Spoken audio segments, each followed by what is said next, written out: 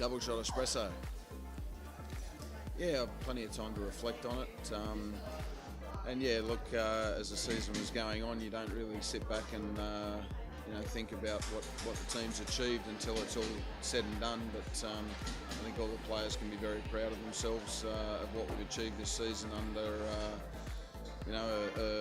a great deal of transition. There's a lot of changes both on and off the field with playing personnel, coaching staff, administration staff as well. And I think to keep the ship sailing in the right direction and finish third in the competition and get within 90 minutes of the grand final, a deflected free kick away from the second round of the ACL was a magnificent achievement. So I think we can all be very proud of our efforts this season.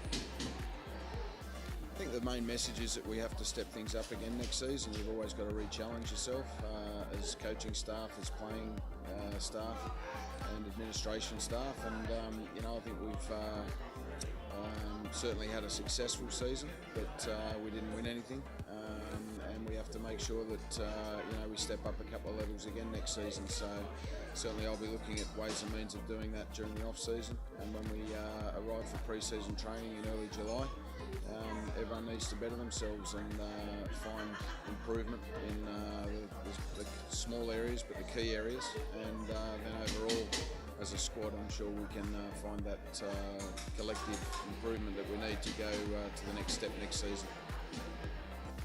Yeah, we train the players down for a period of about three and a half weeks, just to taper down. If we believe when players are top fit, if you stop cold turkey, then there's a greater risk of injury when we come back for pre-season. So we'll train until the end of May, and then the players get all of June off, and then we're back in July. And we like to keep our pre-season, we like to give it more quality than quantity. So it's over a shorter period, but it's all quality. And we've got good results out of that for the last 4 seasons, so we're not going to change our methods. Certainly we tweak what we do during pre-season, and this pre-season coming up will be different to ones in the past, because you have to keep evolving, you have to keep moving forward, and we'll do that again this pre-season, but I've got no doubt the players will be ready come round 1.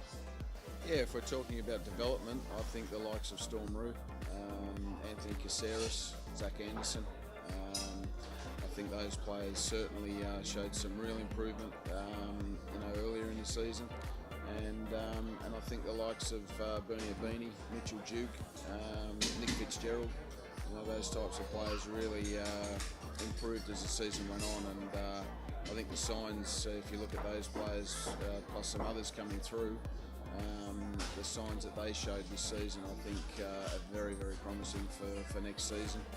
We're obviously trying hard to keep Bernie at the club.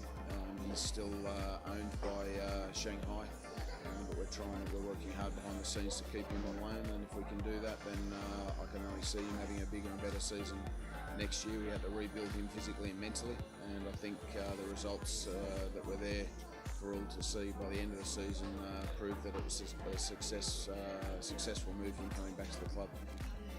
Yeah, look, they say never take over from a high-profile coach and never take over a team that's just won the championship. So I'll probably buck the trend a little bit, and they always say it's hard for an assistant to take over at the club that he's been the assistant at. But I feel that I was given a very good apprenticeship by Graham Arnold, and I also served 9 years in the state league. So I've made a lot of mistakes there and learnt my trade. But stepping up into the A-League as the head coach is very different to the state league, and a lot more pressure, a lot more workload. And I felt pretty comfortable in the role. It's certainly not a role that you can ever fall into a comfort zone in, but I felt I equipped myself quite well, and I've got a fantastic staff behind me, Wayne O'Sullivan, John Crawley and all the backroom staff, and a fantastic dressing room, and that certainly helped. The senior players gave me their full support and made sure that the whole playing squad's minds were kept on the job, and everyone's feet was kept on the ground, and that certainly helps. So I owe everyone a great debt of gratitude for the support they gave me in year 1, and I've got no doubt that things will only get better next year and in the years ahead.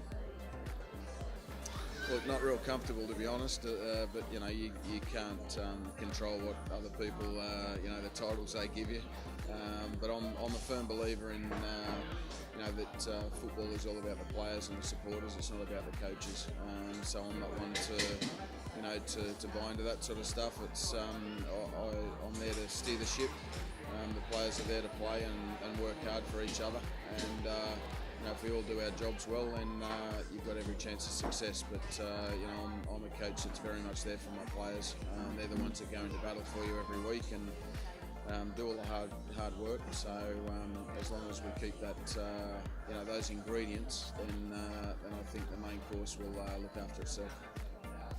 Yeah, look, I feel I'm a very mentally strong coach. I had to do things the hard way as a player, and as I said, I've served a long apprenticeship as a coach to get to this stage, and now the real hard work begins. So I'm always looking for ways to improve myself and come back as a better coach for my players and my staff. But I'm in the middle of my pro diploma with a lot of other A-League coaches, and there's a lot of work to be done in the off-season, so there'll be no holiday for me. But certainly, I'm sure getting through that course in the off-season will make sure that I come back next season a lot wiser and with a lot more knowledge. Look, I think if you look at our stats this year, we had 12 wins.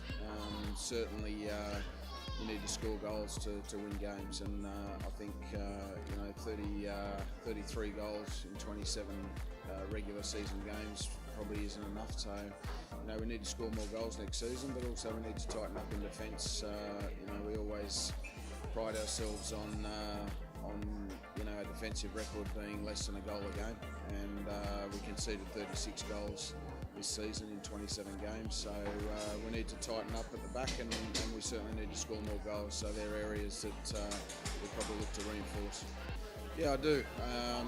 Particularly the State League boys, Glenn Trefiro and Matty Sim. They adapted very well to the A-League level, but that was without a pre-season with us. So I think a full pre-season will benefit them enormously. And Kim, took time to find his feet in the A-League. I thought he added some real quality and scored some great goals and very important goals, but also laid on the last pass for quite a few goals as well. So, he was very efficient, but I think with a full pre-season and him reaching 100% fitness, I think he'll have a real impact on the A-League next year, and he'll be a player throughout the whole league who's worth watching.